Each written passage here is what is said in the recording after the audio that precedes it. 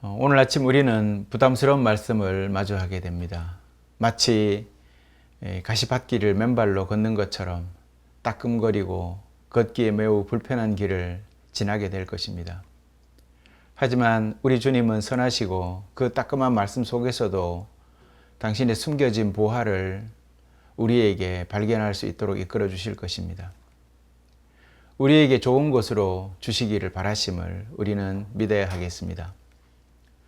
오늘 복음서의 말씀은 결혼과 이혼에 관한 말씀입니다.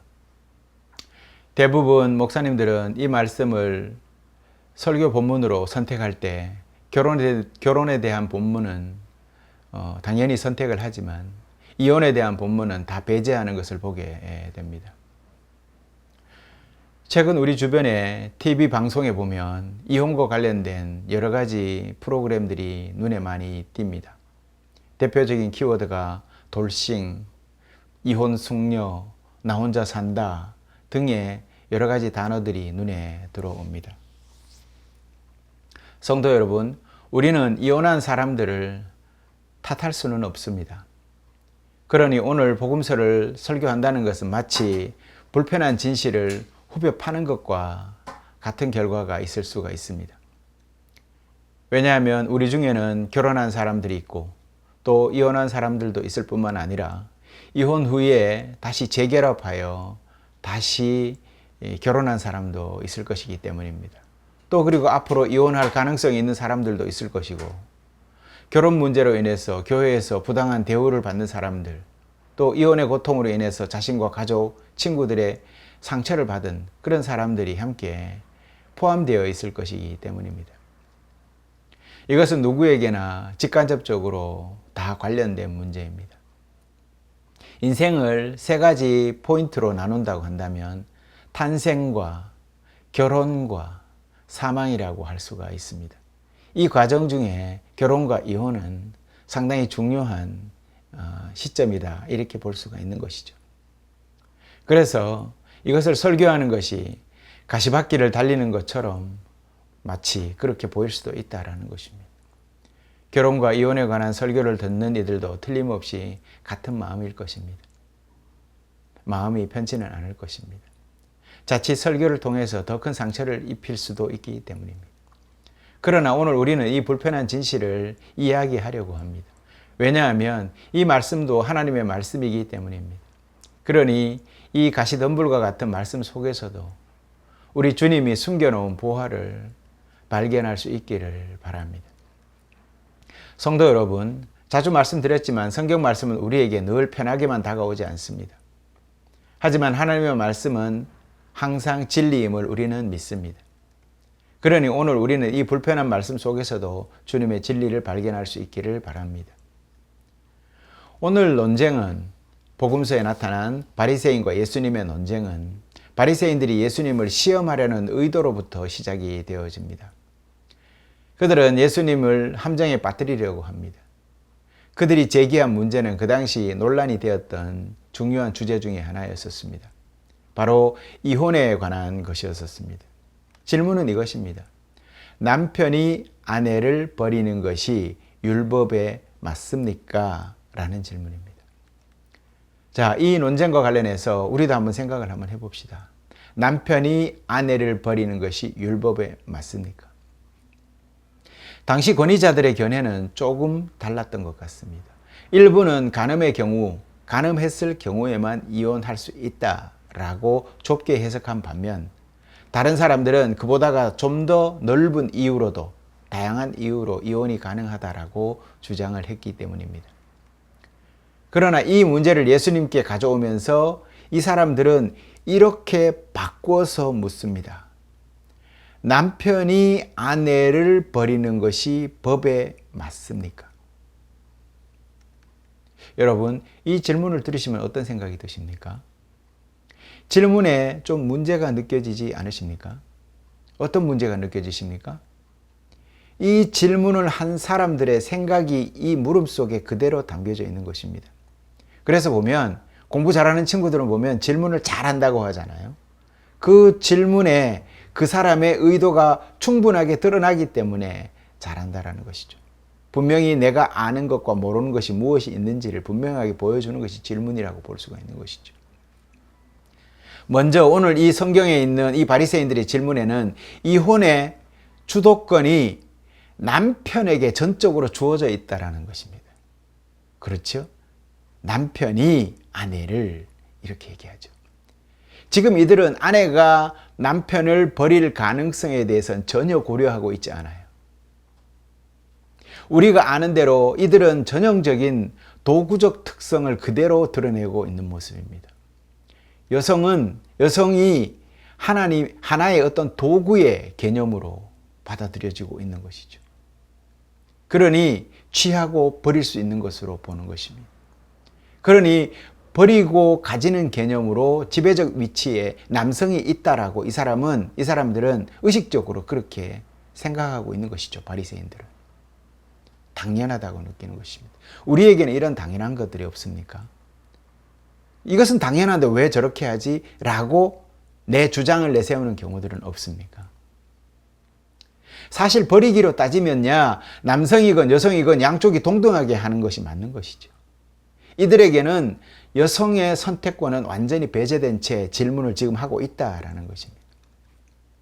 최근 우리나라의 모 기독교 대형 교단에서 여성 안수를 합법화했다라는 기사를 며칠 사이에 본 것 같습니다. 그간에는 아직까지 여성은 목사 안수를 받을 수 없어 라고 주장을 했던 교단입니다. 늦은 감이 있지만 그래도 성경대로 가는 것 같아서 다행이라는 생각이 듭니다. 혹 이들 또한 오늘 예수님 당시의 율법사들과 같이 바리새인과 같이 성경을 오해하고 있는 것은 아닐까, 이런 과거에 그런 태도였지 않을까 생각을 해보는 것이지요. 이 질문을 받은 예수님은 이들의 질문을 단번에 파악했습니다. 지금 바리새인들은 예수님의 의견을 알고 싶은 것이 아니라 그를 시험하고 그를 궁지에 몰아 넣으려는 그 태도를 지금 보시는 것입니다. 예수님은 그들에게 질문을 그대로 다시 질문으로 돌려드립니다. 모세는 너희에게 뭐라고 명령했느냐? 모세는 너희에게 뭐라고 했니? 그들이 율법을 들어서 얘기를 하니까 모세를 들어서 이제 다시 질문을 하신 것입니다. 다시 말해서 너희가 그렇게 존중하고 그렇게 섬기는 모세의 율법은 지금 뭐라고 하느냐라고 묻는 것입니다.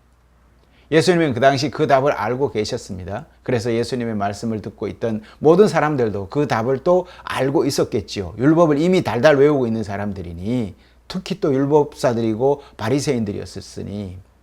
그래서 바리새인들은 바로 답을 하지요. 뭐라고 합니까? 성경에 모세는 남편이 아내에게 이혼 증서를 써주고 그를 버리는 것을 허락했습니다. 이렇게 얘기를 합니다. 성경에 있는 그대로예요. 이것은 신명기 24장에 기록된 말씀입니다. 사실 모세가 이혼을 허락했다라는 이 해석은 논란의 여지가 좀 있습니다.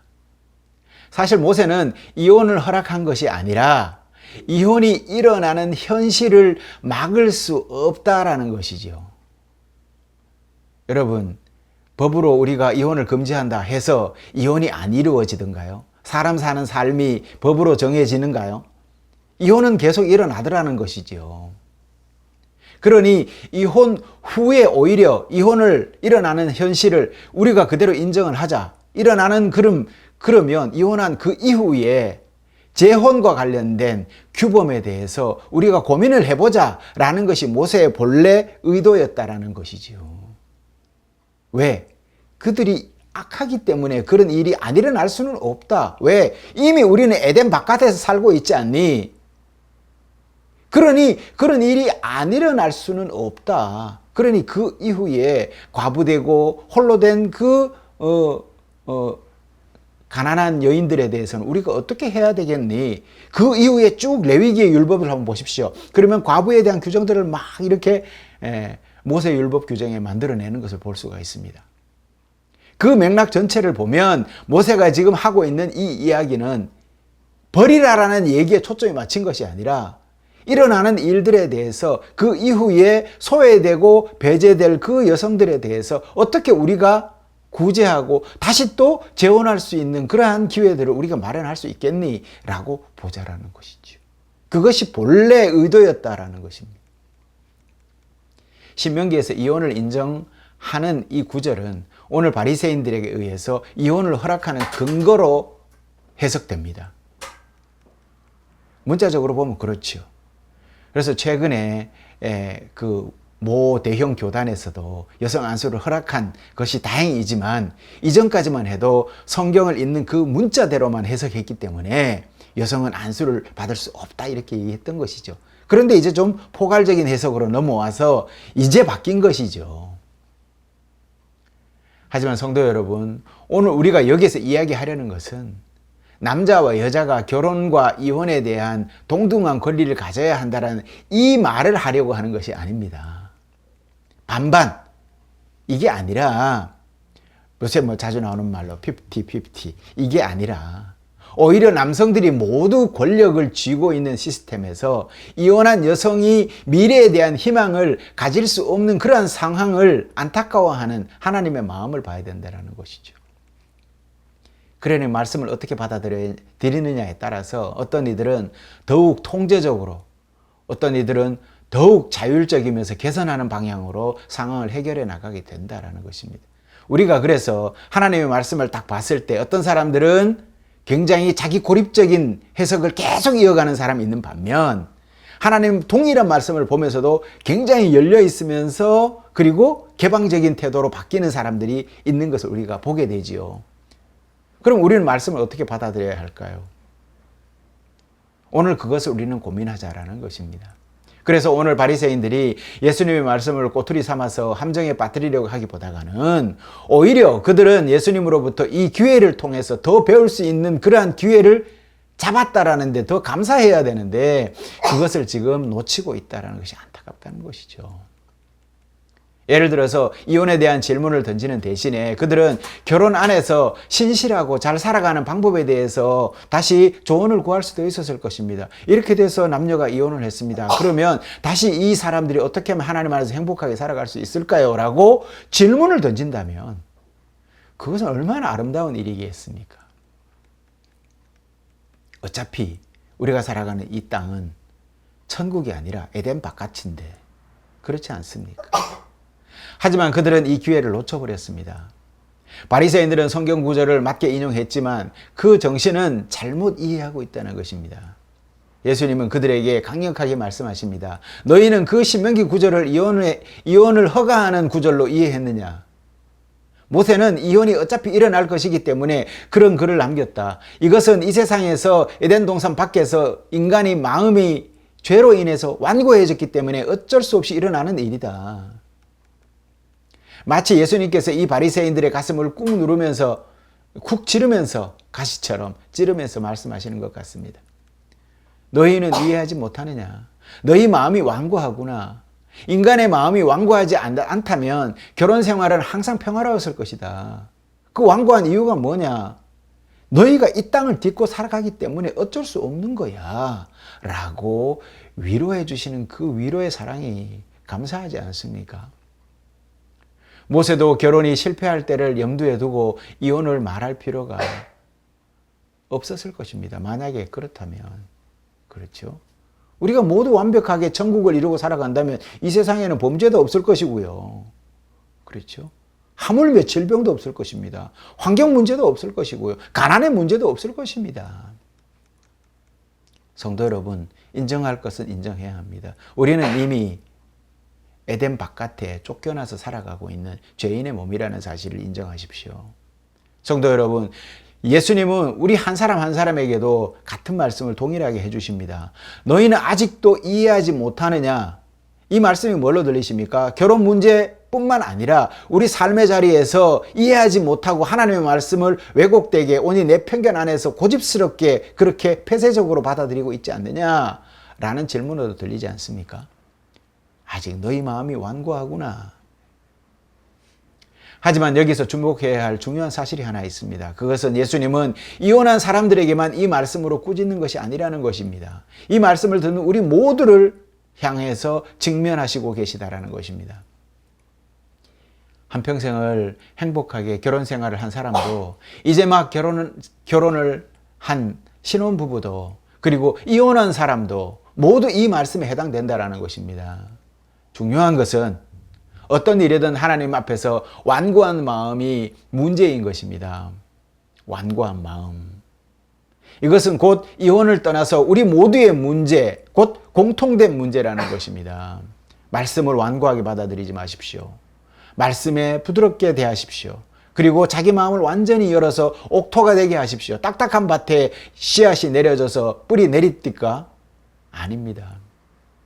어떤 사람들에게는 그 완고함이 결혼의 파탄으로 나타나기도 하고, 다른 사람들에게는 결혼 생활을 유지하게 되는 생명력이 되기도 하는 것입니다.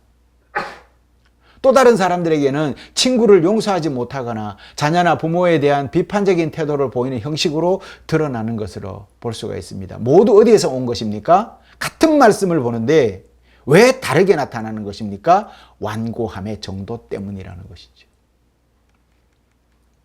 죄성이 가득한 우리는 언제나 완고함에 빠질 수밖에 없습니다. 이혼한 사람들이 우리보다 나빠서 그런 것도 아닙니다. 또한 더 우월하고 더 나아서 결혼관계를 유지하는 것도 아닙니다. 우리 모두는 다 똑같은 도찐개찐이라고 하죠. 같은 위치에 있는 것입니다. 에덴 밖에 있는 존재들이다. 우리 모두는 아담과 하와의 타락 이후에 여전히 에덴 동산 바깥에서 살아가고 있기 때문입니다. 그러나 예수님은 더 이상 우리의 완고한 마음에 대해서 말씀하지 않으십니다. 대신 예수님은 자비와 소망을 담은 눈빛으로 우리를 바라보시면서 우리의 손을 잡아주십니다. 예수님은 남성들이 여성과 결혼을 모두 그렇게 결정하며 성차별적인 권력 구조가 있던 당시뿐만 아니라 오늘날 우리에게 서로에게 상처를 주기 쉬운 이 땅에서도 여전히 에덴 동산으로 우리를 초대하고 계신다라는 것을 오늘 이 말씀을 통해서 그 음성을 들으시기를 바랍니다. 예수님은 자비의 눈빛으로 우리를 바라보십니다. 에덴 밖에서 방황하는 우리를 불러서 본래 속했던 에덴 동산으로 다시 돌아오라고 초대하고 계십니다. 오늘날 우리는 결혼이 깨어질 때 마치 지옥으로 향하는 것처럼 느껴질 수도 있다라고 봅니다. 하지만 잊지 말아야 할 것은 하나님의 뜻은 그 반대라는 것이지요.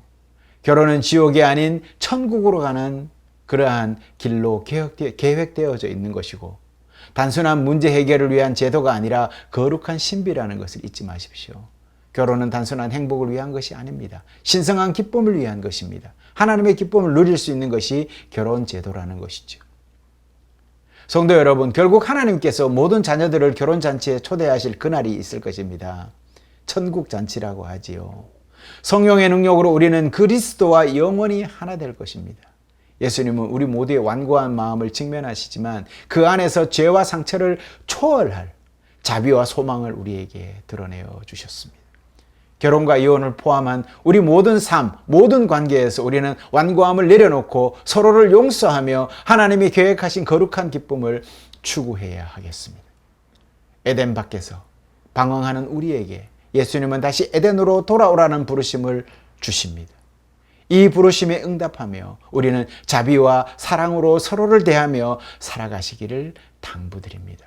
주님 평화, 기도하시겠습니다.